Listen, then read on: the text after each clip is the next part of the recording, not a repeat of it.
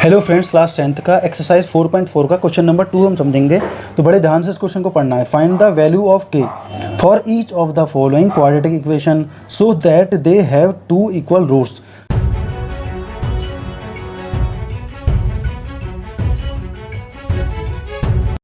मतलब हमें फाइंड करनी है के की वैल्यू को फाइंड करना है। कौन सी कंडीशन में? जब हमारे इक्वल रूट निकले हों। इक्वल रूट कब निकलते हैं? मैंने पहले आपको बताया था, b की पावर 2 माइनस 4ac जब 0 के बराबर हो, जब इसकी वैल्यू 0 के बराबर हो तो इसमें इक्वल रूट आते हैं। जैसे कि हमने अभी किया था फर्स्ट क्वेश्चन का सेकंड वाला पार्ट, उसमें 0 आई थी ना इसकी वैल्यू। इसी तरीके से इसने पहले ही कंडीशन रख दी है, तो हम पहले वाले क्वेश्चन को सॉल्व करते हैं उसी तरीके से। a की वैल्यू क्या है यहाँ पर? 2 है। b की वैल्यू क्या है? k। c की वैल्यू क्या है यहाँ पर? 3 रख देते हैं।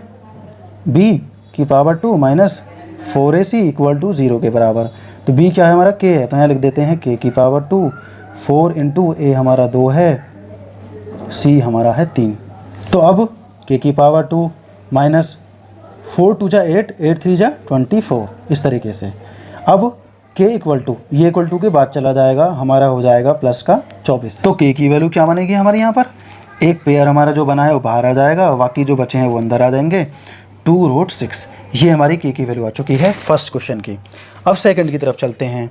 लेकिन एक बात और याद रखना, हम वैल्यूज़ को दो तरीके से लिखते हैं। ये प्लस में लिखा हमने और नीचे लिख देंगे k इक्वल टू माइनस, इस तरीके से प्लस और माइनस, क्योंकि दो बराबर रूट हैं तो वो ऐसे ही तो लिखे जाएंगे।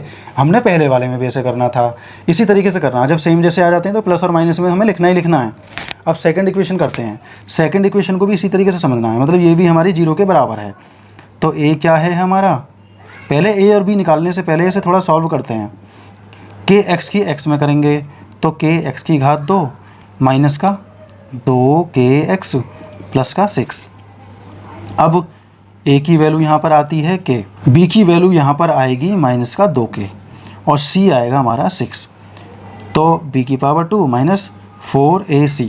तो कैसे करते हैं हम? b की पावर 2 का मतलब हो गया 2 माइनस का 2k, इसकी पावर 2, 4 इंटू a हमारा k है, c हमारा है 6। अब आगे क्या आएगा हमारा? अगर इसका स्क्वायर हम हटाएंगे तो यहाँ आ जाएगा हमारा 4k की पावर 2 माइनस इन सब की करेंगे तो 24 के आ जाएगा, इक्वल टू 0 हमारे यहाँ रखना ही रखना है, इस तरीके से इक्वल टू 0।